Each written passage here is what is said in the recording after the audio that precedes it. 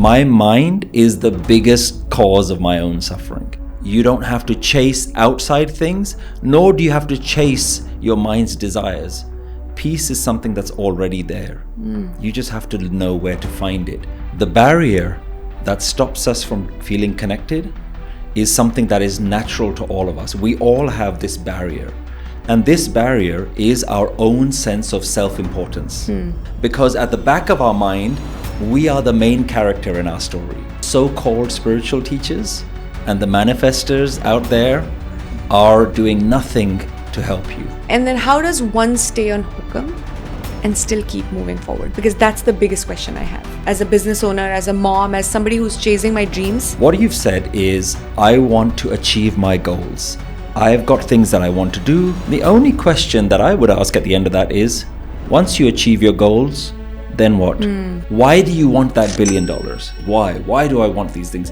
Why do I want to be CEO? And every time it comes down to, then I can be at peace. The spiritual masters have said, we tried that and that is a recipe for disaster. You're not going to find peace by getting lots of money. How many rich and successful people are out there that are still miserable? Because my parents were saying, if you get a good education, you get a good job. If you get a good job, you get good financial kind of stability. But they never said at the end of that, you'll be happy. They never taught us where happiness came from. The quality of your mind determines the quality of your life. Attached to the world, active in the world, participating in the world, but detached within your own mind. That is the highest form of spiritual monk, as the gurus have explained it.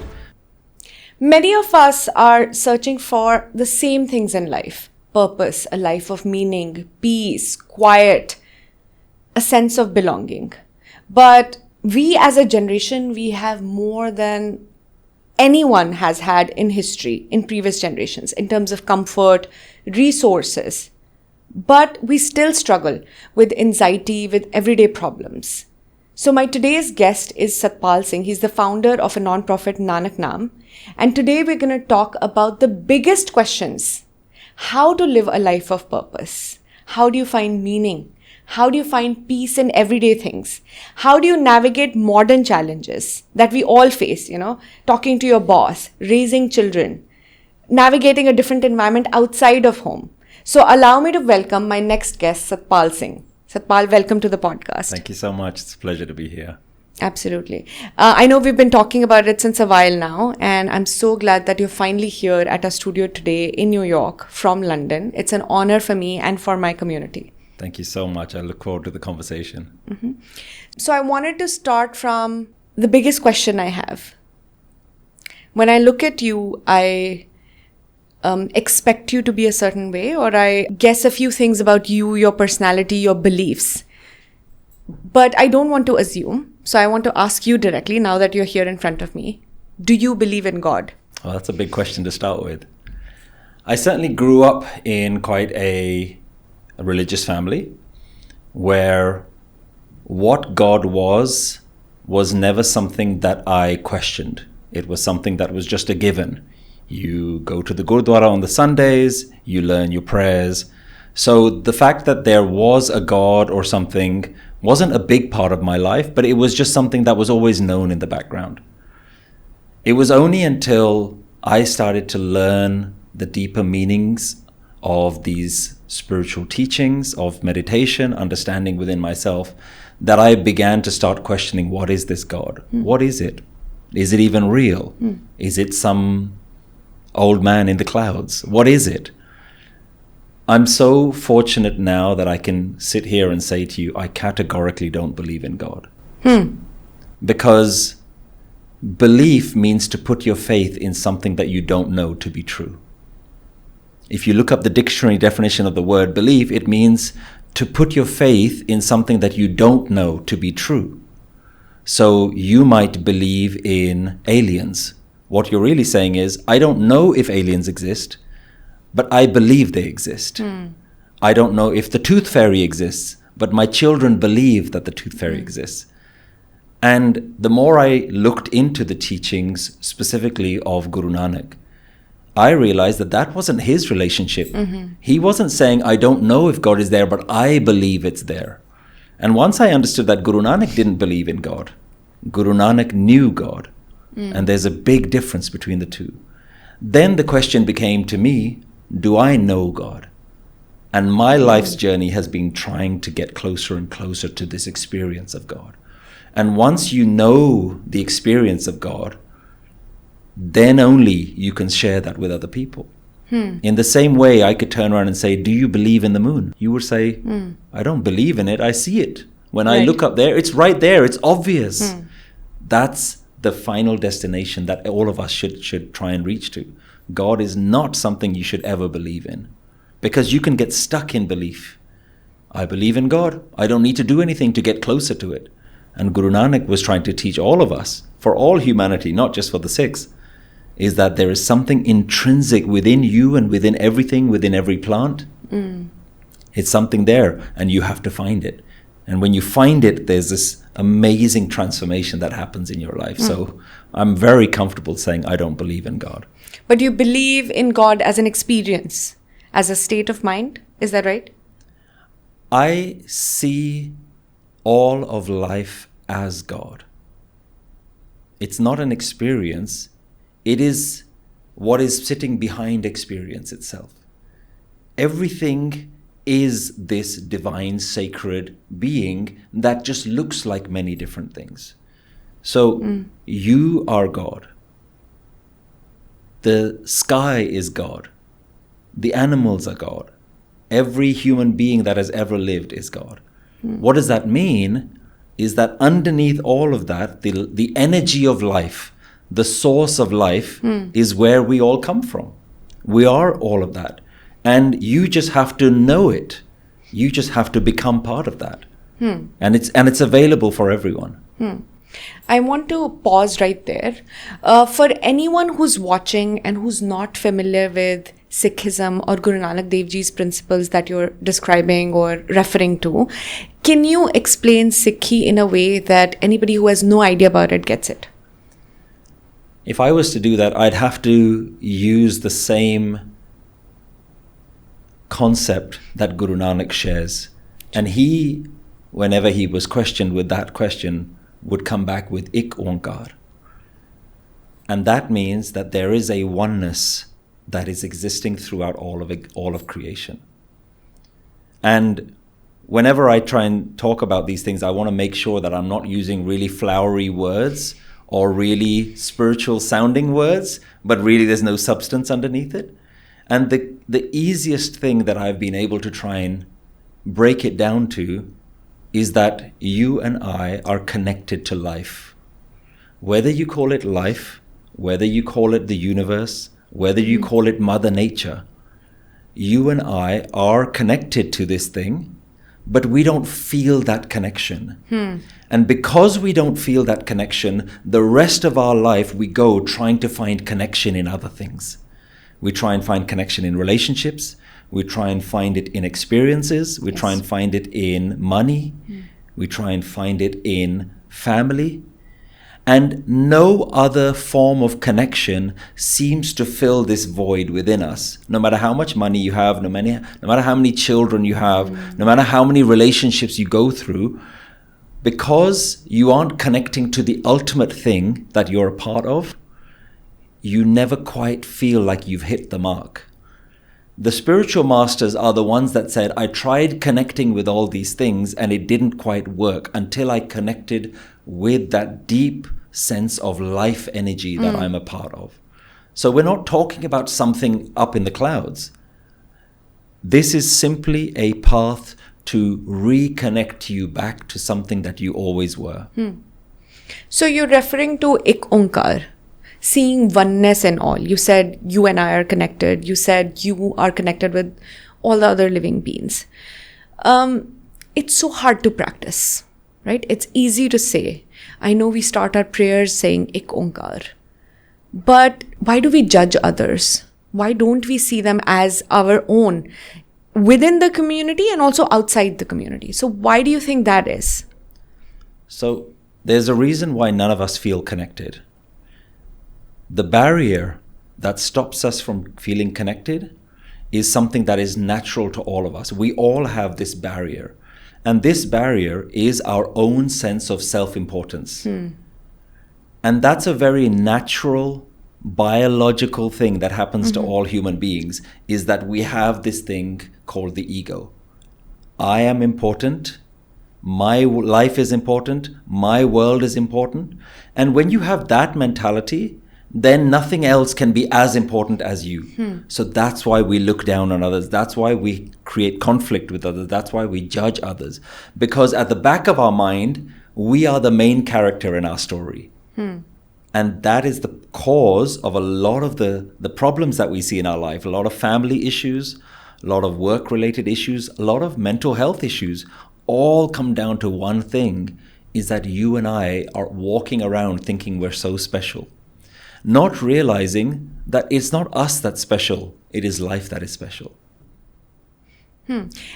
It's a little contradicting. Why? Because the narrative we hear online, or the books I read, the podcasts I hear, all say that I am special. I am unique, right? I have a different perspective, and I need to believe in myself to achieve my goals, to be where I want to be as a person, as a mom, as an entrepreneur. You are saying the opposite. What do I believe in? So you're absolutely right. Society does nothing more than to just massage your ego, because nobody wants to let go of their ego. So we start teaching this to our children. And now, unfortunately, all the so-called spiritual teachers and the manifestors out there are doing nothing to help you. So let's talk about that a little bit more. What you've said is, I want to achieve my goals. I've got things that I want to do. I read certain books that tell me I can do it, I'm special, I can achieve it, I can live my dreams. The only question that I would ask at the end of that is, once you achieve your goals, then what? What are you trying to achieve? The goal is not a thing, right? If you could say, I want to have $1 billion, but if you have $1 billion in your bank, then what? Why do you want that $1 billion? And you only have to ask yourself deeper and deeper questions. Why? Why do I want these things? Why do I want to be CEO? Why do I want to do all these things? Why do I want my business to flourish? And every time it comes down to, then I can be at peace. Yeah. The spiritual masters have said, we tried that, and that is a recipe for disaster. You're not going to find peace by getting lots of money. You're not going to find peace by getting lots of relationships. You're not going to find peace by becoming the most powerful or the most successful person. How many rich and successful people are out there that are still miserable? And you want to learn from those people who may be very successful financially, may be very popular, may have lots of wealth and power, but they're not happy either. So the question you have to really ask yourself, and this is where the spiritual teachers come in and they say, just go and ask a deeper question. Why do you want all those things? And what they'll always come back with is, you want peace. If you want peace, that isn't the way to peace. There's nothing wrong with doing great things in life. Go and make all the money that you want. Do that. You know, you might have a really noble cause that I want to start a business because I want to help all these people. Go do all those things. But don't think peace comes from those things. Peace comes from a different way of living. And it's not in conflict with doing all those things. Spirituality isn't something different to running a business or running a family. It's the way that you run your business and the way that you run your family. But how do you separate chasing your dreams, chasing your goals, getting that big promotion, becoming the CEO of the company with acceptance? Because I feel like it's either this or that. I don't think I can be passive and chase my dreams. I don't think I can be content and keep working towards those goals. I understand that most of us work towards the next big thing, to chase contentment, to chase that inner peace, that satisfaction, that eternal happiness. But can we get there with a passive attitude? So we're going to have to distinguish between doing lots of things and experiencing peace. Your peace is already available to you. Peace is available to you right now in this Where very is it? moment. It's deep within you. It's already there. You have been convinced that peace will only come at the end of doing a whole bunch of external things. That's Right. what we were all brought up with. Right. Get the job, I'm get a victim married. of that the same. Yeah. Right? Why did I go to university? Because my parents were saying, if you get a good education, you get a good job. If you get a good job, you get good financial kind of stability. Right. And they're And absolutely which you right. do. Yeah, which you do, They're right? absolutely right. But they never said at the end of that, you'll be happy. They never taught us where happiness came from. In fact, happiness was seen as a byproduct of all these things. Right. And I want to make sure that we contextualize this conversation. I'm not saying don't have a great job. In fact, you can have a very good life if you have good financial stability. No one is denying that. Good health, good wealth, good people around you. Yeah. This is a real blessing in our lives. But there are people who have all those things and yet they still haven't figured out peace. And that's the little thing in there. Peace can come with all of those things or without all of those things. Because peace is not dependent on those things. Peace is deep within us. We just need to know, as well as all the things that we're doing in our life to gain financial wealth, to gain stability, fame, money, power, family, all these things, we should also spend some time just getting inner peace. So how do you get that inner peace? What I found for me is it is a combination of wisdom and meditation. I do these events around the world and I call the event wisdom and meditation because for me, those have been those two things that have really helped me. One is to learn from people who actually mastered peace, the gurus, the enlightened masters, the saints. And then secondly is to do what they did, which is to look deep within yourself, to understand yourself. And for me, what I've understood is there's only one thing that is not allowing peace in my life. And a lot of people will think that, oh, it's not having this or not having that. I've learned my mind is the biggest cause of my own suffering. I am responsible for more heartache than anything else in my life. I've caused my own frustrations. My own ways of thinking have caused my biggest frustrations, my disappointments in life, when life has gone one way and my mind has wanted it to go a different way. I am the cause of a lot of my own suffering. Once you're able to do that, recognize that, that's what meditation is understanding your mind and understanding that you don't have to chase outside things, nor do you have to chase your mind's desires.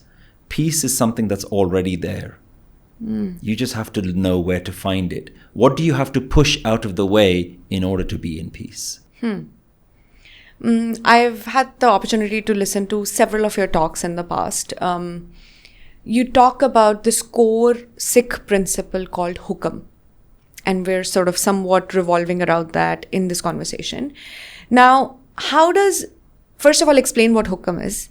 And then how does one stay on Hukam and still keep moving forward? Because that's the biggest question I have. As a business owner, as a mom, as somebody who's chasing my dreams, I want to know that. So this is fundamental to Guru Nanak's philosophy. Guru Nanak, the founder of the Sikh spiritual tradition, he noticed that there were many practices before him, many religions before him that said, do these things, go to these holy places, read these holy verses. And he said, I've seen a lot of people doing religious things, but they don't seem to have been understanding or they haven't found grasping that them. deep connection within them. And Guru Nanak introduces acceptance as the way to find peace rather than doing many spiritual actions. So he says, you don't have to fast for a certain number of days. You don't have to read any special prayers. You don't have to wear any special religious looking clothes. You have to align with the way life is flowing. Life is flowing every moment. There's always something happening in your life, in my life. Life is always flowing in some direction or the other. Suffering comes when our mind goes against the flow of life. Life is flowing in a particular direction. Certain things are unfolding. Suffering happens when my mind wants something else to the way life is flowing. Now, your question is very valid, which is, well, if life is going a particular way, can I not want something else in my different, life? Even your desire for something else in life is part of life's flow. When you're single, you want to find a partner. Right. That is a natural phenomenon that's occurring within you, or it's happened because of your family influence, your society influence. So that's a natural thing that's happening to you. So you say, okay, it's about listening to you, listening deep and saying, okay, what's happening? What do I want? Okay, life is telling me that I need to go in this direction, and then you go in that direction. And then you ask yourself the question again, what is life telling me today? And then you go in that direction. So there isn't a conflict between doing things and acceptance. And I think this is the misconception that everyone has, that they believe whenever I talk about hukam and acceptance, it means inaction. Right. It means sit back and do nothing. That's what I hear. When I hear the word acceptance, it means you have to accept everything, relationships, your state in life, conditions around you, to be at peace. Yeah. A lot of people hear acceptance as inaction. Don't do anything, sit back and just be happy with whatever life throws at you. So if you're in an abusive relationship, people think acceptance means to just take it. If you've run out of money, people think acceptance means to just sit back and do nothing. And wait for God to give you the money. Wait for God to give it to you, right? Or just be happy with whatever life is thrown at you. That is not how I understand it. Because that's not the world that we live in, right? If you're going to live that kind of life, then you have to step away from everything and just go live in a cave somewhere, right? The reality is life is active. Life is always moving. That is part of accepting life, that life is always changing. Day changes into night, summer changes into winter, young changes into old. That is what life is. Action is built into life. Activity is built into life. So while being active, can you be happy where you are right now? So let me make an even simpler example. Sometimes you go to the grocery store. Right. You've put all the items in your basket and you're standing in the queue waiting to pay. What does our mind do? Our mind, in that moment, starts looking at all the other tills. Why is that till closed? Why that member of staff is standing there not doing anything? Why can't he open that till so I can do that? What's going on in your mind? You've got your grocery items. You're standing there. You're waiting to pay. Your mind has a bad habit of not being able to accept that current moment. It has a bad habit of wanting to change even the smallest things, right? Even in this moment, you can't be at peace. So you start looking at ways to just change reality. What Guru Nanak was saying was, if you can flow with reality, that's where you're going to find that divine connection. That's where you're going to find peace. What is the reality of this moment? And sometimes the reality of this moment requires change, and that's fine. And sometimes the reality of this moment doesn't require change. Can I be at peace no matter what? And this is why it's different to inaction.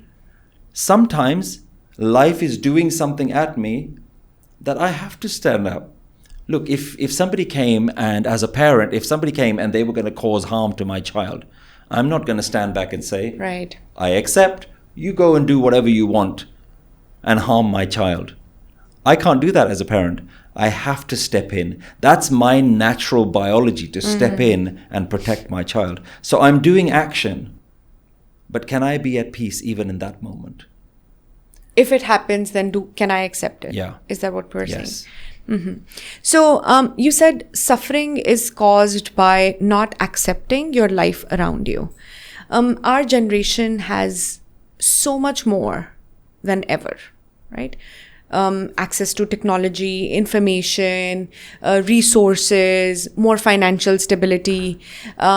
We talk about wars, but if we compare it with history, this is the safest time we've lived in. I know people won't believe this, but this is true. If you really read history, this is the safest time to be alive. But we're still anxious. We feel lonely. we have this epidemic of mental health going on in our community and outside. Why do you think that is? And how can Sikh wisdom help navigate some of these challenges? So, Sikh wisdom is mental health. It is the ultimate antidote to some of the mental health problems that we're seeing in the world today. I totally agree that we are in a world where people are suffering more. There is mental health concerns that don't seem to have been there in our parents and our grandparents' generations. But I actually think as a community, as a global community, we're speaking more about mental health these days. It's more acceptable for people to stand up and say, you know what, I'm not doing so well. I think previous generations also had a harder life where they didn't have the comfort to be able to have these mental health problems. I'm not diminishing mental health problems that we have today, but certainly if you speak to your grandparents' generation, they say we didn't have time for mental health problems. We had a hard life. We had to survive. And I think it's part of what you're saying is we're actually in a very materially comfortable life in this generation. We have everything. I sometimes am surprised when I look at my children and I'm surprised how much they have in their life. You know, they don't just have one games console, they have multiple games consoles, you know, and yet sometimes they play up and they act up and they start to be all miserable. And I begin to sound like my own parents saying, we didn't have any of these things. I see that all the time. We didn't have any of these things, right? And then I start remembering. You should be grateful. You should be happy. You know, I never grew up with these toys. Why are you complaining? Yeah, you have everything. And I think that proves what the spiritual teachers have been trying to say all along.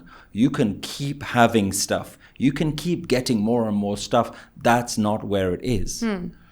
If you build a habit of just constantly wanting more things, what you're saying in your mind is, I'm not happy right now. I will be happy when I get the next thing. And that might be... That becomes your habit. The habit is... The problem is not that you have things. The problem is that you've built a habit of never being happy with the things that you have and always just imagining just the next thing will bring you peace. When that becomes your habit every day, even when you get the things that you've been dreaming about, the habit tells you, okay, you can't be happy with that for too long. They've got something else. There's something else that you haven't achieved yet. That is the cause of mental health problems. Is constantly wanting something more and more and more. And in a society where you have so much, all that we've done is we've built a habit of never being satisfied. This consumer culture. And that's why our grandparents look at us and say, what is this? You have so much. And yet you guys are talking about mental health problems. We had none of these things. But maybe they also didn't have the expectations that we can just buy the next thing to solve our mental health problems. Do you think social media is amplifying comparison? And if yes, what can we do? Absolutely. Social media is one of the most destructive things when it comes to your peace. Because we can't sit still now even for 1 minute without reaching for our phone and starting to scroll and starting to look at what everybody else has and what else is happening out there in the world. That attention is totally gone. And part of that problem is that you're always looking at the highlights reels of everybody else's lives. Nobody's just posting their mundane parts of their life. They're posting all of the great, wonderful things that are happening in their life. The travel, the clothes, the bags, the activities with the kids. It's all like the good stuff. And people do it innocently. People do it thinking, well, I'm just sharing with my friends what's happening with my life. But in reality, what you're trying to do is you're trying to recreate what you've seen other social media influencers do. And then you asked, well, what can we do about it? Try deleting some of the social media apps from your phone and see how long you last. And I'm only saying that because I've tried that experiment so many times. And I'm like, okay, Instagram, that's taking too much of my life. I'm just going to take it off. It probably lasts about 3 days and then I install it back in again. Well, I'm like, I'm missing these messages. These comments are coming in. This interaction is coming in. I can no longer be responsive to things that are happening around me. So I install it back on my phone again. So I'm not an advocate for just somehow shutting yourself out from this world. But I do encourage people to be a little bit more conscious. What are you doing? The way that you can help yourself in this social media world is be very picky who you follow. Are you following people who are presenting a very glorified version of life that is making you feel inferior, that is making you feel like, oh, if only I had that lifestyle? Everybody does that. They follow people who look like they have a better lifestyle than them. Sure. And then whatever what you aspire for. What you're aspiring for. And then what you do is you start posting, trying to pretend that your life is also a bit like that. And one of the rules that I make for myself is I will only post things where I feel somebody can benefit. I will never post a picture of me right here. I'm in New York. You won't see a picture of me in front of Times Square, just showing people that I'm in New York. Why? Because I know the impact that's going to have on the people that are viewing it. People are going to view that and go, I wish I was in New York. I wish I had a lifestyle where when I get to fly around the world and do these things. So one of the things I've done for myself is I'm never going to post that kind of content, because I don't want to be part of the problem. If I'm going to post something, it's going to be where I've heard some spiritual teachings, I found something that's benefited my life, and I'm going to share that. But I'm not going to participate in this consumerism promotion that seems to be going on social media and is rampant and is responsible for people feeling negative about their own life. Nothing that I post should make somebody feel negative about their life. It should be uplifting them. And if I'm going to post a picture of me drinking a coffee from a particular brand or doing this or doing that, I know it's just going to make you feel like you're envy. not here. Yeah. Look at me, I'm here, but you're not here. I don't want to be a part of that game. So what is the secret of contentment and happiness according to Sikhi? Contentment comes when you learn that your mind is never satisfied. Your mind is always going to find a reason to not be satisfied. Your mind is always going to find a reason to look at what somebody else has, to desire something else, to want a change in life. Contentment is recognizing that my mind is not in my control. It's always doing something. It's always saying something. It's always encouraging me to move forward. Contentment is saying, I accept that that's what my mind does. It's like a barking dog, like a small little quiet dog. You can only try to silence that dog, and after a while you just have to find peace. That the dog is going to keep barking. It's going to keep finding something new to distract you, but you have to find peace. And for me, meditation really helped with that. Learning to just sit, learning to just be at peace. Do you have a mantra or anything you say to yourself when you're meditating? So mantra, what the Sikh tradition calls naam, has been one of the most transformative things in my life. Naam to me isn't calling some God out there to come into my life. I'm not invoking a God. But that's what we were taught. Of course we were. So like what do you it's mean? an invocation. I'm calling God. Naam, mantra, has become God calling, certainly within the Sikh community, and has been for a very long time. You sit there and you say a mantra like Waheguru, Waheguru, Ram, Ram, Allah, Allah, whatever it is, hoping that there is some magical being that listens to you and then comes and caresses you. For me, what I've understood as the most transformative way to use mantra in your life is to start relabeling life with a mantra. Let me explain what I mean by that. What I've understood about my mind is a labeling machine. My mind is a labeling machine. At every moment, it's labeling. So I might be sitting here and my mind is labeling, oh, this chair is not very comfortable. Oh, the air conditioning is a little bit cold. Oh, this is happening, that is happening. Your mind is constantly doing that. And Guru recognized that the mind is a labeling machine. And rather than silencing the mind, which is what many other spiritual traditions try to do, they tell you to have a silent mind. Right. Guru Nanak recognized that is impossible. That's not what your mind does. Wanting to silence your mind is like trying to stop your heartbeat. So what do you do then? So if your mind is a labeling machine and it's constantly having negative labels, Guru Nanak says, I want you to start relabeling. Use that labeling machine and put new labels on everything. And the ultimate label that Guru Nanak put on everything was that this is God. This is God. This is God. This is God. So he made every moment sacred just by using the mind's natural tendency to label things, using negative labels. This is not just positive thinking. This is spiritual thinking. Guru Nanak started labeling everything as God. The breath is coming in, this is God. The breath is going out, this is God. The school calling me saying, oh, your child has been naughty again and he's in detention, this is God. Every moment becomes a God moment.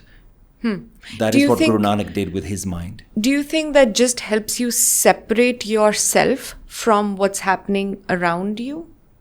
Is that what we're saying? I'll take it one step further. Okay. It is relabeling everything as the divine, as God, as something higher, beautiful, and sacred, and including you. You are also part of that. Wars are also part of that. Love is also part of that. All the good and all the bad is just part of that one huge divine ocean called God. And once you can get into the habit of just labeling things as sacred, as beautiful. Positive?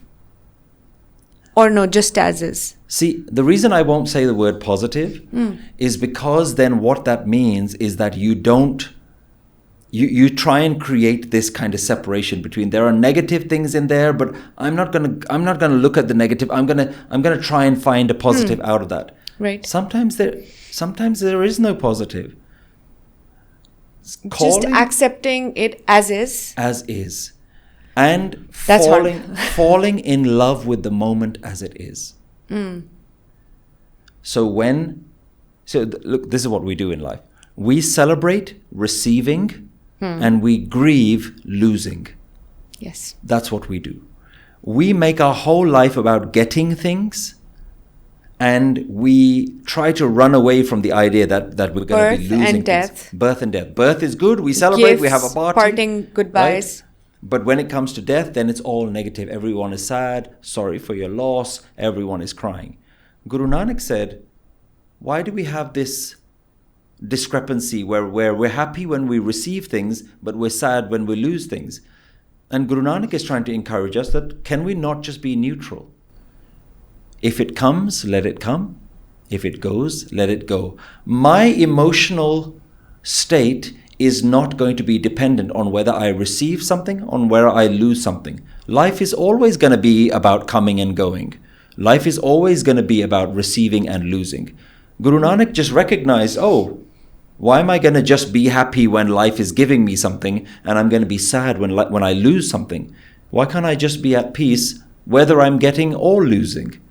So it's about separating yourself from life and just relabeling everything as this is good.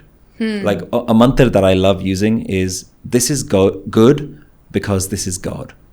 At every moment.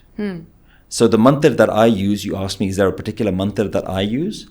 For me, the mantra that has been most transformative is this is you. At every moment, this is you. I'm referring to that universal oneness. And in this moment, this is you. The train that you're waiting for is late, this is you. You receive a bonus at work, this is you.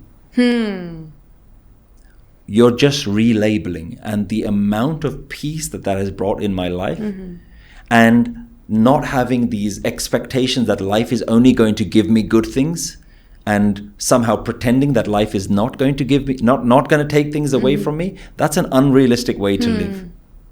So if I label my success as this is you, and also if I label my failures as this is you, I separate myself from them. Yeah. Is that right? You separate your emotional attachment to those things. So I don't feel overtly happy when I'm successful or Yeah. I get what I want, Yeah. and sad when I don't get what I want. Right. Guru Nanak says that this is like being neutral whether you receive gold or you receive mud. Gold or mud, you treat them as the same. And it's not to say that you're not going to go after gold. We need wealth. We need money. We need these things. I was going to come to that. Of course we do. This is not about doing something different. This is about being different no matter what happens in life. And I think that is the key thing that I want us to try and just really hammer home. Spirituality is not about doing different things. It's about being different when all the things are going to happen in your life. Life is going to bring you birth and it's going to bring you death. It's going to bring you ups, it's going to bring you down. You're going to gain lots of things in life and you're going to lose every single one of those things in life. All of that is a given. Ups and downs are a given in life. But your emotions don't have to go up when you receive and go down when you lose. Your emotions can stay neutral. And the methodology is relabeling everything. This is God, this is God, this is you, this is you. The amount of peace that brings in your life and the emotional detachment that brings is what we have seen time and time again, is the thing that will keep your emotions steady through some of the worst pains that people can experience. And through some of the greatest joys that people can experience. Inner peace. Tranquility. It's there for every single person, and every person is capable of this kind of spirituality, because I'm not asking you to change what you eat, what you dress, what you say, where you live, where you go. Don't change anything in the outside world. But how is that? Change your inside world. Change what's going on in your mind. What did Guru Nanak famously say? Win your mind and you will win the world. Man jeeta jag jeet. This is what he meant. But this is somewhat opposite to what the community believes in. We believe if we have a certain appearance, if we wear the bana, if, I cover my head with a chunni, that I'm closer to God, or I will be closer to God. Do you think outward appearance, case, lambi dadi, has anything to do with attaining that state? So, what you're absolutely correct in saying is that the community seems to be very focused on doing things.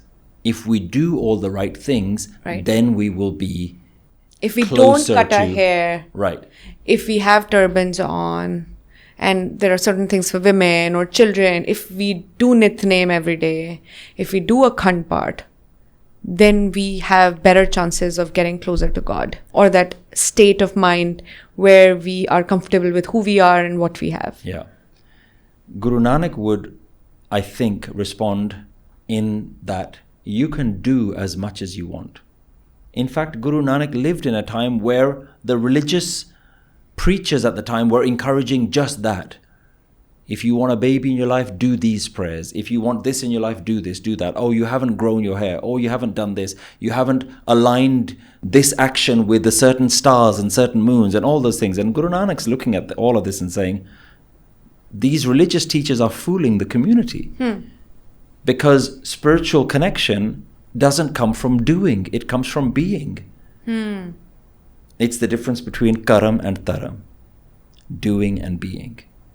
So now we have to preface that with, is there value in doing certain things? That was your question, yes. Right? Which is there some value in doing these things? And I have noticed that there is a lot of value in you becoming a person first on the inside and then having that transform who you are on the outside, or transform yourself on the outside so that it transforms you on the inside. But the internal transformation is key. And follow me on where I'm going with this. But we stop at the outward appearance. That's where we stop. Yeah. We believe that somebody is religious, high and mighty, and superior because they do lots of things on the outside. Oh, this person wakes up at 4 o'clock. This person grows their hair, or this person stopped eating meat, or this person doesn't drink alcohol, or this person does this, or they've been to all the holy places around the world. That's all doing. Guru Nanak says, I'm not interested in what you're doing. I'm interested in all the things that you do. Has that changed who you've become? Internally, has that changed? And when we stop measuring internal change and we're just presenting the world on the outside, all we're doing is just putting another mask on. The internal work, the mental battle that we need to fight is where the real battle is. There's no point being a spiritual warrior on the outside if it's not actually changing who you are on the inside. If waking up at a certain time of day, reading certain scriptures, wearing certain religious clothes is helping you, do it. It's fantastic. In fact, these things do help. These are reminders. You know, an example that I've seen in my own family life is when my eldest son was about 11, 12 years old, he enrolled in the local junior army cadets. So he would go once or twice a week to these after-school classes where he would learn army training. Sure. And within a very short space of time, my little 12-year-old boy, I noticed, started to really change who he was as a person. He would go to school every day, but when for the days that he had his army cadet training, when he would put that army uniform on, he would he would stand taller. He would just he treated himself with more respect. Then he starts making his bed every day, and he starts tidying his room, and everything is more tidy. Becomes more intentional in the way you conduct yourself. It started changing who he was internally. And when I saw that in my own child, I realized, oh, that's what the Guru was doing for us. He gets to take his army uniform off every day when he comes back from the class. The Guru said, I want to give you a uniform that you never take off. This is who you have to be 24 hours a day. I call it like a policeman who's always on duty. The responsibility is always there. And that's the value of having this spiritual attire. That's the value of having spiritual discipline, is that it's a constant reminder. It's not something that you just pick and choose. It's a constant reminder that no matter what's going on in the world around me, this is how I show up. This is how I show up. But not so that I can look down on other people saying, hey, have you done your prayers today? Oh, I did my prayers today. But we are very judgmental as course. a community. We judge even, as I was growing up, I grew up in Punjab. So I saw older men and women in my community judge younger teenagers or young adults growing up for their outward appearance. And they were judged on the basis of their appearance to be either a good person or not a good person. When I was explained the definition of Manmukh and Gurmukh, and you can elaborate on those terms, I was told that if you look a certain way, speak a certain way, you are a Gurmukh. And if you don't do these things, marry outside of faith, disrespect, anything against the ideologies, you are a Manmukh. Yeah. How do you define these terms and how do you label them now? So the community, firstly, I want to be really clear. When you said the community is really judgmental, I think all human beings are judgmental. It's a natural human tendency. I am, all of us are. So I don't look down on the Sikh or the Punjabi community as any better or any worse than anyone else. That's human nature. We do judge others. We do look down on others. We do want to feel that we're better than. Yeah. That's a natural human tendency. So in doing that, it's very easy to tell people, just do these religious things and you will be okay. And that's what we've done with these phrases like Gurmukh and Manmukh. The words mean guru facing or mind facing. That's what the word means. How I interpret these words is the wisdom teaches us that all of us are Manmukh, are mind facing. What I call the ego mind. All of us have an ego mind. And in that ego mind, we do feel jealousy towards others. We do feel greed for what other people have. We do experience frustration. We do experience self-importance and looking down on other people. These are all natural tendencies of the ego mind. Every human being on the planet who has ever been born has this human tendency. Right. Then there is a higher way of living, which is called the Gurmukh way, the Guru mind. is to how do you transcend some of these very natural negative human tendencies that are there?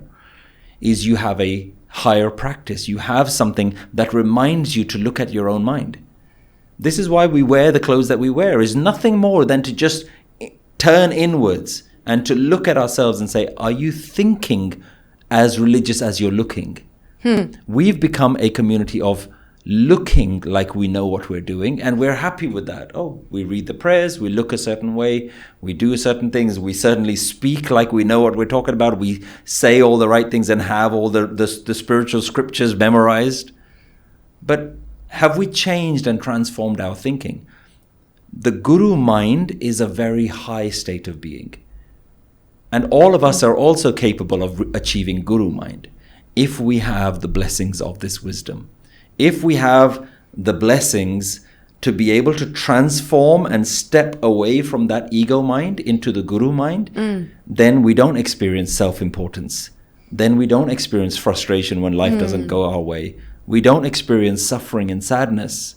We don't experience feeling jealousy and greed and envy towards what other people have.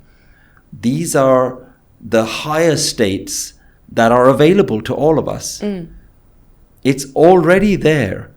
And you'll notice that even from a very young age, and you'll know this when you have children as well, you see this in your own children, you notice the ego developing from a very young age. You know, children playing with a toy and another one will just grab that toy. And I remember noticing this in my own children, watching the ego develop right in front of me. And it's really humbling because you realize this is a normal human tendency. Right.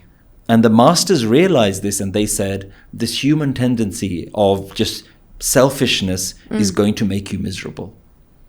And you have to do certain practices, you have to access certain wisdom to elevate yourself out of this selfish mind that we all have. That's all this terminology means. It doesn't mean somebody who looks religious. And unfortunately, that's what it's become. Somebody who looks religious, oh, he's a Gurmukh. Somebody who wears all the right clothes, he's a Gurmukh. Somebody who marries within that. Somebody who does all these things. Right. It's like they followed all the rules, so they're a Gurmukh. And the Guru categorically doesn't define you by how you look. It defines you by how you think. How you think. What your mind is. What's the quality of your mind? A little phrase that I love to repeat for myself is, the quality of your mind will determine the quality of your life. The quality of your mind will determine the quality of your life. And yet, how many people have ever taught us that? They've taught us a good quality of life is money, is respect within the community, is having all the right things, is not doing all these things, but doing all these things. But the masters are telling us, the quality of your mind determines the quality of your life. You said that you believe all humans have this ability to reach a higher state. Have you met anyone who has? You know, there's, within the Sikh teachings, there's a lot of emphasis put on saintly people. Spend time with saintly people. Find those people. Learn from them. And I remember scratching my head thinking, have I met any saintly people? Certainly all the people in my life seem very normal, very ordinary people. And I sat with this question for a while until I realized the beautiful thing that is within the Sikh tradition is the saintly people have all been compiled into one text. The Guru Granth Sahib is literally a collection of saintly writers. And that's where it's quite different from many other spiritual texts that are out there. Many spiritual texts are stories. They have various different things written in there. The Guru Granth Sahib was specifically created to collect the writings of these people who have mastered life, who've mastered their minds, who've mastered spirituality. And Guru Arjan Dev Ji, the fifth Guru of the Sikh tradition, compiled all of the writings of some of the greatest spiritual masters from different religions, from different spiritual backgrounds, because they recognize it doesn't matter, because they all reach the same point. Exactly. And so one of the things in answer to my question in my own life was, have I met any of these saints? Yes, they're all there. They're all there, compiled. The Guru found them and filtered them out and put all the saints in one text. So now when I bow down to the Guru Granth Sahib, I'm bowing down to various spiritual masters all in one place. And that to me is my saint. The Guru is my saint. The wisdom is my saint. And it doesn't matter if it came from a Muslim saint or a Hindu saint or a Sikh saint. It makes no difference, because, you know, if you want to learn a particular sport, or you want to become a business champion, you're not going to ask them what religion they're from. Right. All you're going to ask is, have you achieved it? If you've achieved it, I'm going to learn from you. That's fine. It makes no difference what background you come from. Makes sense. So basically, anybody who achieves that state, irrespective of how they get there, is what we're looking up to. Yeah. And that, according to you, is all compiled together in Shri Guru Granth Sahib Ji, and you bow from that. And I'm not saying that it's only in there. I'm certainly not one of those people that's so ignorant or so full of himself that he believes that, oh, well, only my religion is right, or this or that. No. I gained so much value by reading the Bhagavad Gita. I gained lots of value from reading many different spiritual texts. I read Sufi poetry. You read something from Rumi, for example. There's beautiful writings in many different traditions. There's so much value in all of these different traditions. Right. So it is not that I'm sort of pushing one religion down people's throat. For me, I don't care what religion you belong to. What I care is, are you squeezing the juice out of that? Are you getting that higher wisdom? Or are you getting trapped in tribalism? Oh, well, because I read this spiritual book, that means this is the right path, all the other paths are wrong. Then you're back to that ego mind again. That exclusivity, that self-importance, me and my community, we're the correct ones, all the other ones are wrong. Then you end up back in that ego mind. The one thing that the masters were trying to get you out of, you've fallen back into that same trap again. Earlier in the conversation, we were talking about how when we get something, for example, birth, we feel happy. And when something is taken away from us, death, we feel sad. Do you think about death? All the time. All the time. There's a beautiful phrase within the Sikh teachings that says, Jis marne te jag dare, mere man anand.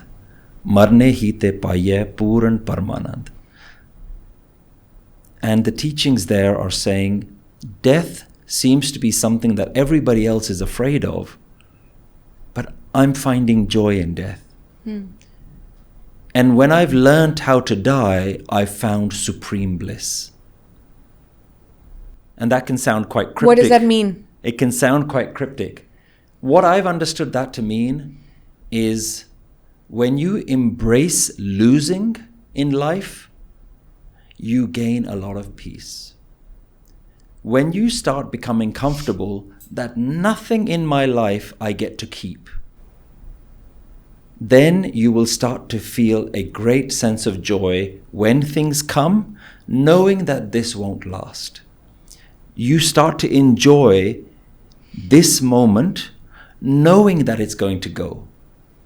So you start to become very comfortable with the death of everything. My body is going to die. My money is going to die. My relatives are going to die. My children are going to die. Everything is going to die. And I have no desire to change that system. That is the system of life. But it's so difficult to digest, the thought of losing a loved one. How do you deal with that? You deal with it before it happens. This is one of the things that's really difficult when people are going through bereavement. People think, oh, you can't start teaching me spiritual wisdom now. You can't go and start preaching spiritual wisdom to somebody who's lost their child or somebody who's lost a loved one. No, you can't. You start teaching them at the moment the child is born. This child is going to go. And you become very comfortable with that. I have no delusions that I'm going to die before my children. I don't keep that delusion in my mind. Anything can happen. I might not even see the rest of this day. And I'm very comfortable with that. I have no idea whether I'm going to see the rest of this day. Or is life just going to end right now? Everything must go. Everything is going to go. And the way that you understand that is you realize that nothing so far I've been able to keep. I haven't been able to keep my youth. That's gone. At one point I had dark black hair. That's gone. At one point I had a young fit body. That's starting to go. At one point I had a breath come in, and even that went. You don't even get to keep your breath. Why do you have a delusion that you get to keep anything else? Right. Every sun that has ever risen must set. Everything that comes into your life will go. If you can start becoming comfortable with that is how life works, rather than the delusion that, nay, not to me, not to my children, not to my family. Death happens to everybody else, but it doesn't happen to me. Right. You know, we were brought up. It's not my problem till it comes to me. Right. We were brought up like with families saying, don't talk about death. Right? If you ever even brought the conversation of death to your elders, like, shh. No, don't talk about that. And I find that so strange because there's this kind of superstition that if you talk about death, like somehow you're inviting death into your home. And what I've learned is death is not waiting for my invitation. Death is not waiting for me. It's coming when it's coming. It's coming. Guru Nanak does something phenomenal within his teachings, is that he addresses death head on. He talks about death at every moment. There are so many verses within the Guru's teachings that are saying, why are you sleeping? Kya tu soya jag e aana? Why are you asleep in this delusion that life isn't going to go? Life is going. This goes right back to Guru Nanak's philosophy. Acceptance. Accept. Life is coming. Life is going. Coming and going is just built into life. We create the resistance in our mind. This is why we said your mind is the biggest cause of your own suffering. You create resistance. No, not my children, not my possessions, not my wealth, not my youth, not my body. And now we start even doing it to our own body. We notice our body is getting older and we don't embrace it. Then we try to change it. Especially women. Cosmetics, cosmetic surgery, guilty. all these things, right? Why? Because you want to hold on to youth. You're not comfortable with the fact that you're basically going against the natural flow of life. Yes. Life is flowing in a certain way and you just don't want to accept it. Now, does that mean you shouldn't be fit and healthy? Does that mean you shouldn't go to the gym and exercise? No, it shouldn't. While you have this body, look after it. Right. But don't hold this delusion that you can hold on to it. There's a difference between looking after something and having the delusion that it's never going to go. For me, one of the biggest lessons is that everything is on rent. You have to give everything back. You know, when you go on holiday, you rent an apartment or you get a hotel room or you rent a car. You don't believe that that's your car. Right. You don't believe that that's your room. You know that this is a hotel room. I'm staying here for a couple of days. So you don't feel very attached to it either. Right? Yeah. What does that mean? Is you enjoy it when it's there, but at the back of your mind, you already know it's a rental car. I have to give it back at the end of the week. And you handle it thinking that you're going to give it back. So you started the relationship knowing that it had to end. Yes. We don't do that with real life. We think that's okay on holiday, but with real life, we can't do it. It's so hard. The gurus are saying do that with real life.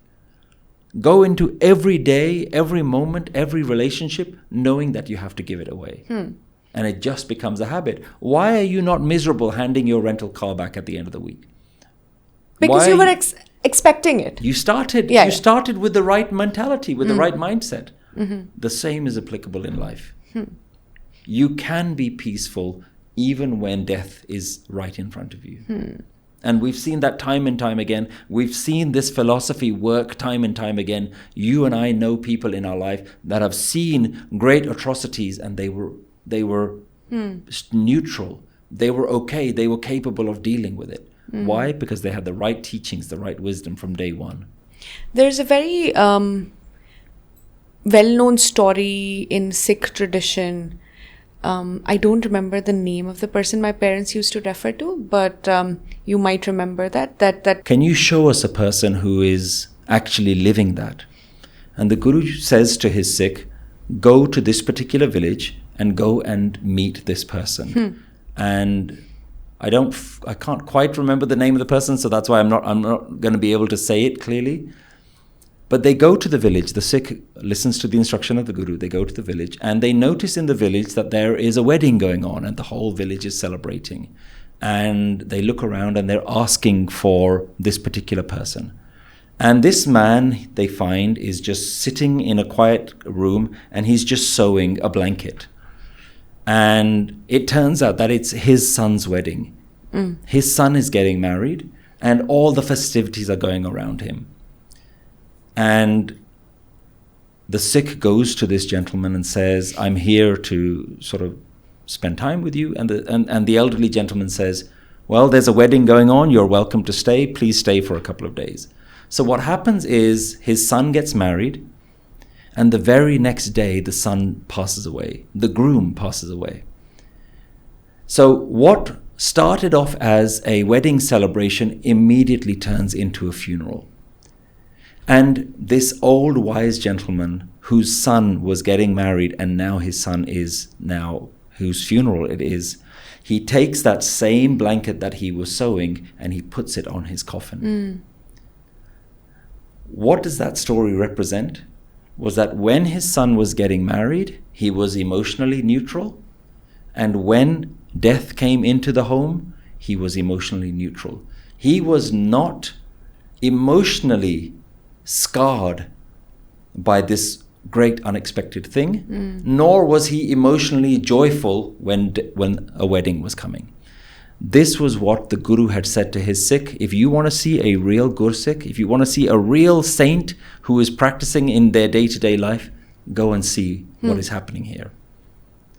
And it all comes down to this peaceful within, no matter what is happening on the outside. Acceptance of good and bad. Acceptance, being neutral, being in a state of recognizing this as another moment of God. This is a moment of God, no matter what it brings. How do you talk about Sikh wisdom to your children? One of the comments that I get from a lot of people is, we really like the way you explain things. You make things very simple. And I always say it's because I started with my children. Right from maybe when they were about 1 year old, we have a routine in our home that before they go to school, half an hour before they go to school, they come into what we call Guruji's room, Babaji's room, as a lot of Sikh families have. They have a room where Guru Granth Sahib is there.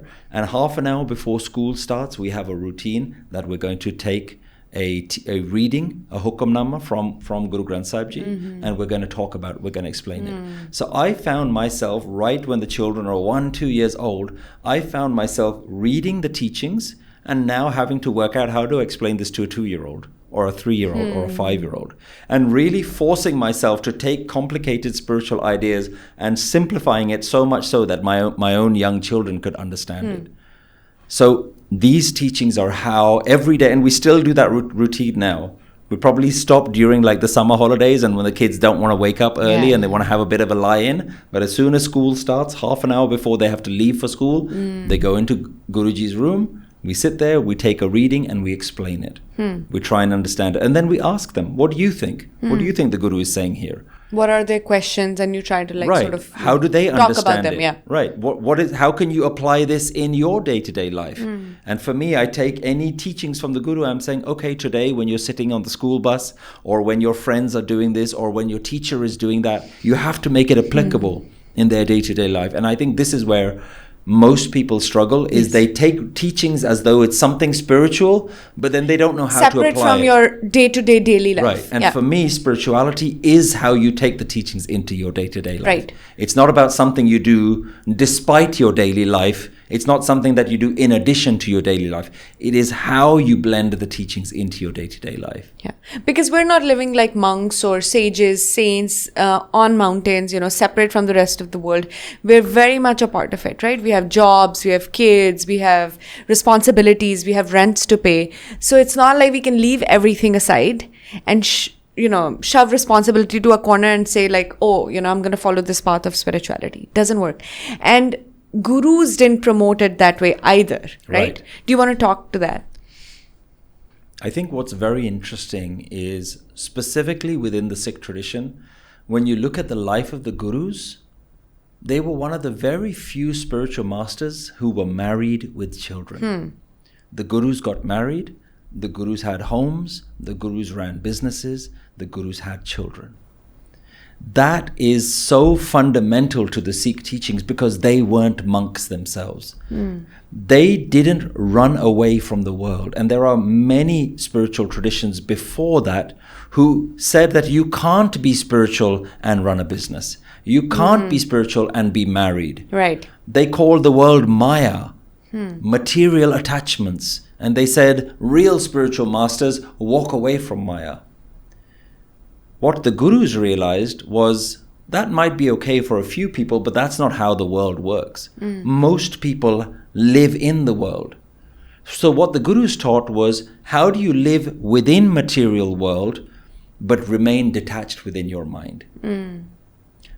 Attached to the world, active in the world, participating in the world, but detached within your own mind.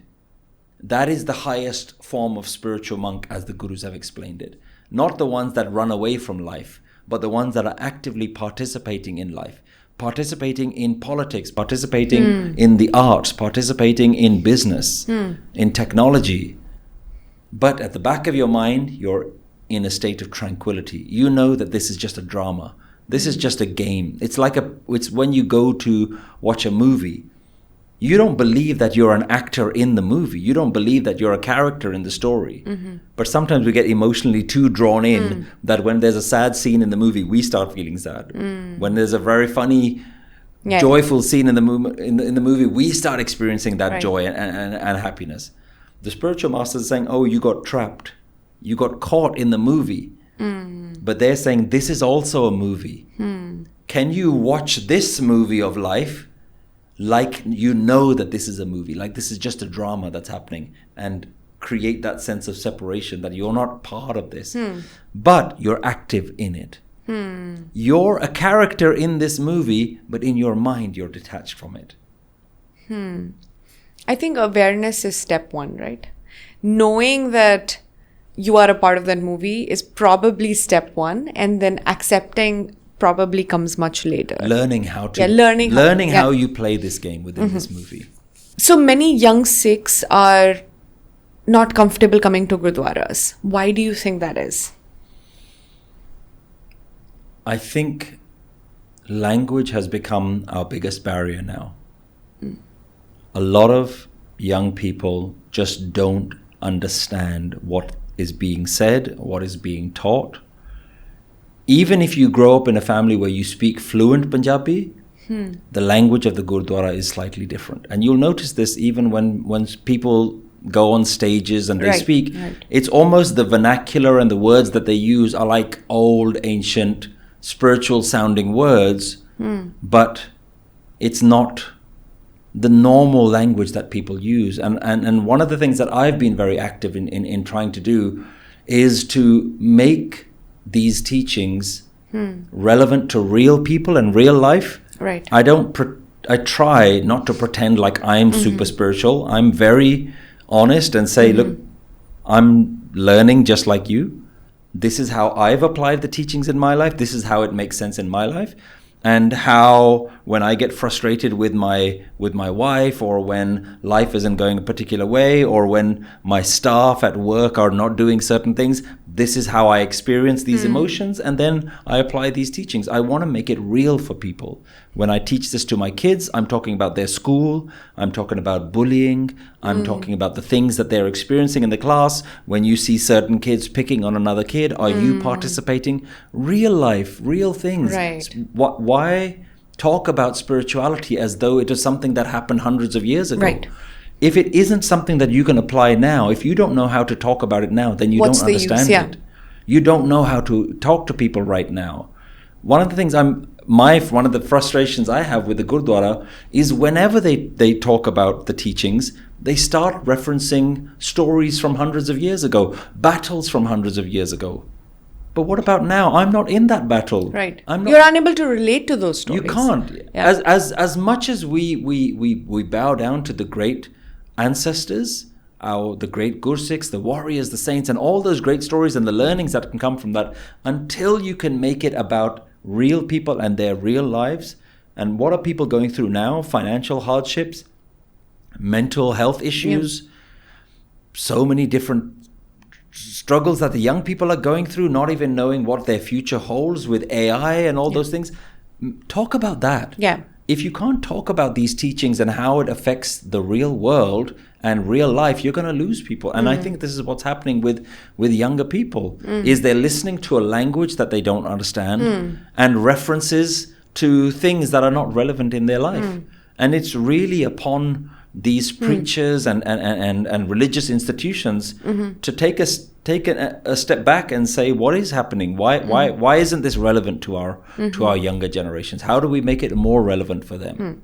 So one of the big sevas that you have taken up is translating Japji Sahibji in English. Tell me a little bit about that. Going back around maybe about 15 years ago, even before I started the YouTube channel Nanak Naam that I run now, a friend of mine came up to me and said, would you teach me Japji Sahib? Would you go through the meanings with me? And I thought, wow, that would be, I've never done that before. I would learn something and it would be a great opportunity. So we had about 3 or 4 people, friends of ours, come to my home once a week on a Tuesday night. And before that, I would prepare one verse of Japji Sahib and I would go through the meanings of it, understanding of it, the ancient translations of it, the explanations. What do the words mean? What are the spellings of each word mean? And I would present this to this small little classroom. And we ran that for about 2 years, every day trying to understand that. And that had such a huge impact on every single person's lives, including my own. That sitting together, learning together, understanding these teachings in your own language, using your own analogies and your own examples, had such a profound impact on this small little classroom that I was running with 4 people in my own home. That's where I realized the power of these teachings. So one of the things over many years that I tried to do was, how do we take these teachings out there? That's why I started the YouTube channel, which is taking the teachings of Gurbani and making it available to people through their everyday understanding. But there was one element that was still missing. That when people read the teachings, there's still a disconnect. They're still reading a language that they don't understand. And what Guru Nanak, as far as I've understood, tried to do was, ancient wisdom has always been there. Guru Nanak never claims that he's invented a new philosophy. Guru Nanak very clearly says these teachings are timeless. They've always been there. But what happens over time is the language becomes outdated. It becomes difficult for people to process and understand. Right. So Guru Nanak took the ancient wisdom and made it available to people in real language. So what you see in Guru Granth Sahib Ji is real people's language at the time. Now, the actual language of Guru Granth Sahib Ji is different to how we speak. So one of the things I'm trying to do is, what would Guru Nanak Dev Ji do now? Would Guru Nanak teach in English now? One of the reasons why I do everything in English right now is that is the global language. That's the language that a lot of people speak around the world. And a project that I've been working on for the last 8 years is to see if I could translate Japji Sahib, the primary teachings of Guru Nanak Dev Ji, into English poetry. And one of the things that is going to be released in the next few weeks is we have successfully translated the whole of Japji Sahib into rhyming English poetry using modern language. And I'm not the first one to try to attempt to do this. There are many translations of Japji Sahib, but what they have not necessarily been able to do is to make it rhyming. There are a few translations of Japji Sahib which are rhyming. So what I've tried to do is rhyming and modern language without use of ancient English language, because sometimes you read these English translations and even the English is using old words that we don't understand. So it has to be understandable to the people right now, in this moment in time. So one of the projects that we're going to release in the next few weeks is, I believe, a translation that younger generations can understand. Read Japji Sahib in rhyming English poetry in a language that they understand, and it's poetic. It has a poetic rhythm. If anyone knows Gurbani, they know that there's a rhythm to it, what we call poetic meter. Sure. There's a rhythm to it. That is sometimes missing out in translation. So while there are lots of great translations that are out there, and I'm not in any way suggesting that mine is better or anything like that, I bow down to anyone who's ever taken on this difficult task of trying to translate Japji Sahib. What I find is, it sometimes in translation you lose some of the beauty in the language, in the poetry. So that poetic element of falling in love with the very words that you're saying has been missed out in a lot of these English translations. That is something we've tried to do in this translation. And I'm really looking forward to seeing how people receive that. And I hope that a lot of people will, like when we were younger, we would just have Gurbani playing in the background while we were driving to school. It's on in the kitchen. I'm hoping that a lot of people will now play this English poetic translation of Japji Sahib in a way that their children just hear it in the background.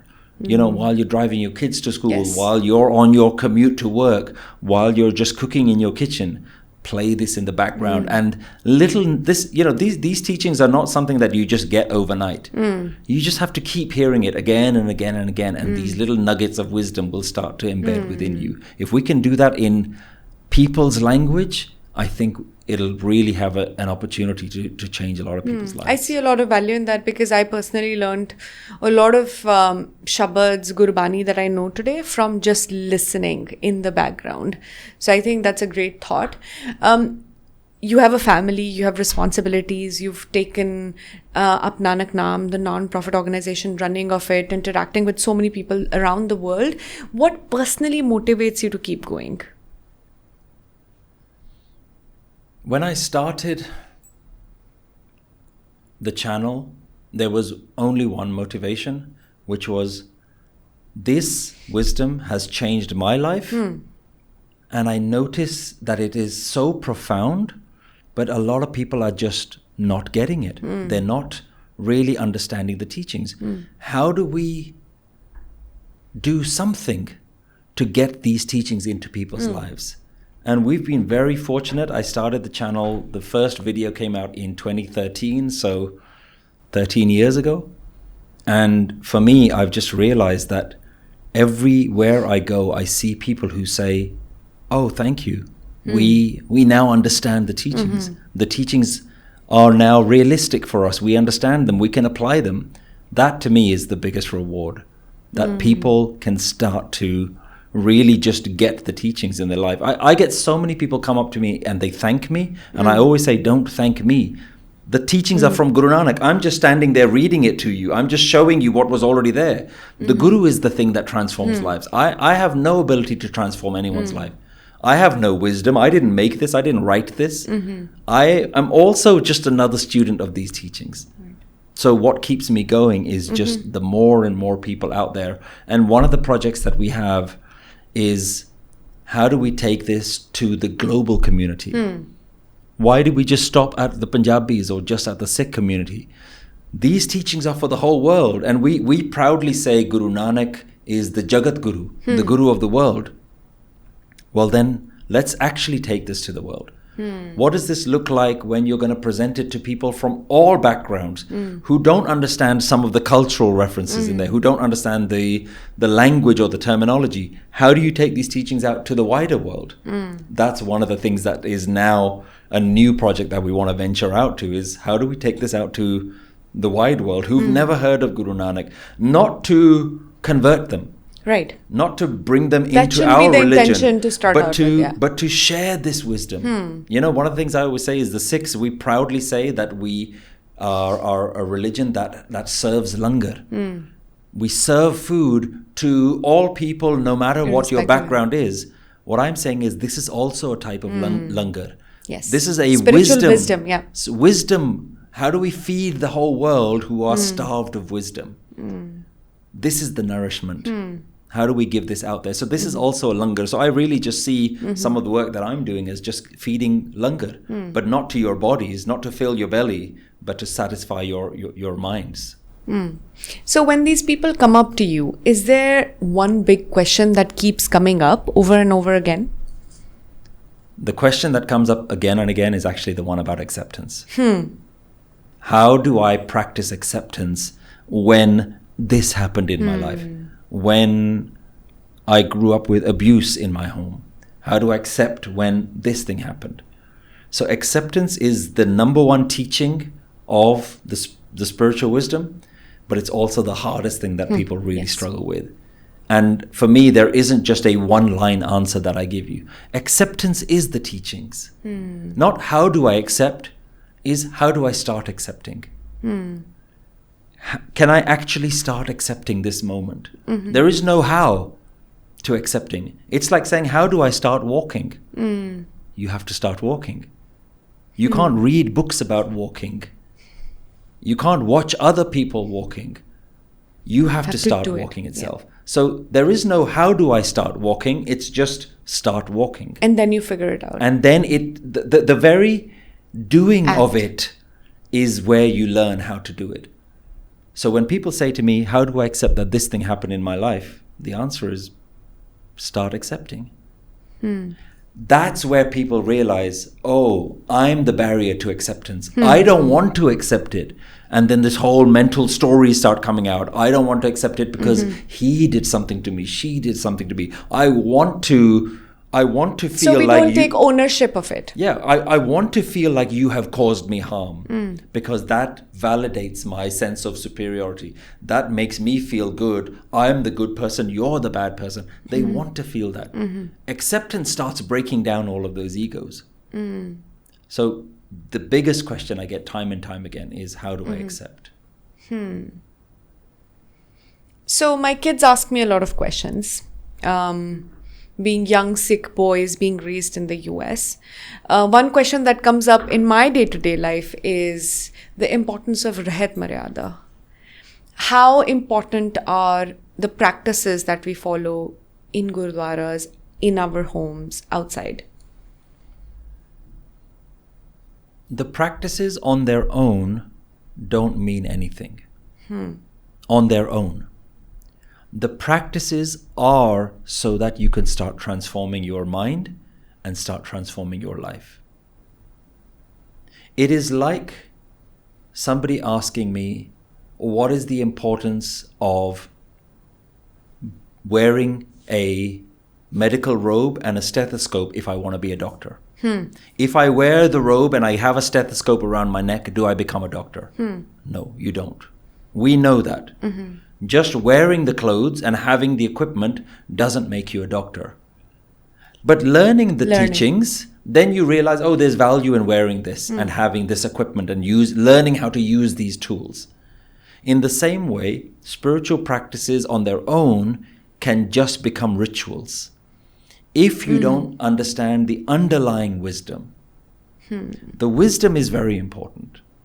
So one of the things that I've done with my own children is I've been very keen to teach them the wisdom and then show them how the practical tools of waking up early, Nitname, meditation, having a certain external appearance, all these things are very valuable when you are in support of the wisdom.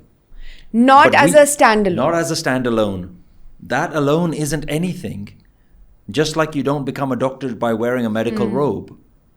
You don't become a Sikh by wearing a turban.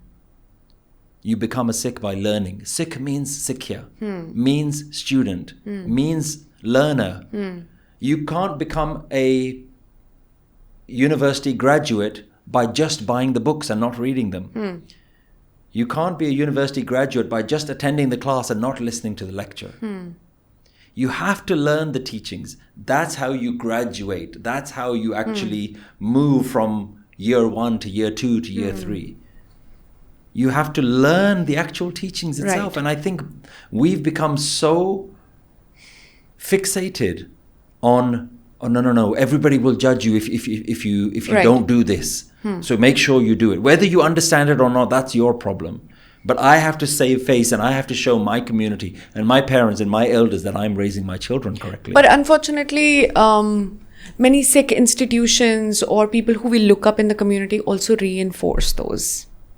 Like, there is reinforcement that if we don't do it, like, especially like I've been to Golden Temple many, many times, and there is this reinforcement that covering your head is very important. I completely understand it from a perspective of respect, but if my chunni does go down, like, is it such a big deal? Like, of course not. Of course it isn't. But And it's considered it's a to cultural be, norm. It's become a cultural norm that if you don't cover your head, somehow you're automatically being disrespectful. Yeah. But you're not. And I hear this time and time again. Now, we're not saying go into a spiritual place and be disrespectful. Yeah. Follow the like you'll go to many religious centers around the world and they'll say don't expose too much Right. of your body, like make sure Right. your arms are covered and So you're modest dressing modestly is- yeah, dressed and yeah. all those things. But that's not because that alone is in something. There's a teaching even in that. Don't overly sexualize your body. Don't try and make yourself about attracting a mate. Go do something deeper. Find some deeper sense of value rather than just using your body. So even in covering your body, there's a wisdom, there's a teaching there. So covering alone, doing these actions alone are not the final step. But that doesn't mean that these steps don't mean anything. All the rules and all the practices of the religion have a underlying teaching. Doing the rules on their own, look, that's fine for children. When children are young, you just tell them to do these certain things. As they get older, you must teach them some of the teachings that go with it. Otherwise, you end up with generations of people that were just told what to do. and they then said, they our resent parents it. told us, yeah, of course they do. There's resentment then. Yeah. Our parents just told us to do these things. We never asked why. We were never allowed to ask why. And when we did, we weren't given any answers. You're getting generations of people. I get people in their 40s and 50s say, I've been going to the Gurdwara my whole life. I've been reading the prayers my whole life. I have no idea what they mean. Because we were never told what they mean. We were just told you had to do them. A good Sikh was somebody who did all these things. And they do grow up with resentment. More dangerously is they grow up with no understanding and then they just easily fall into something else. They just say this religion is meaningless. Then they just start practicing other things when they start going into other addictions.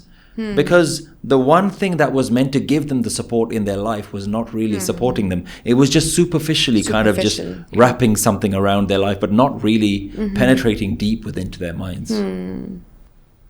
Thank you so much, Satpal.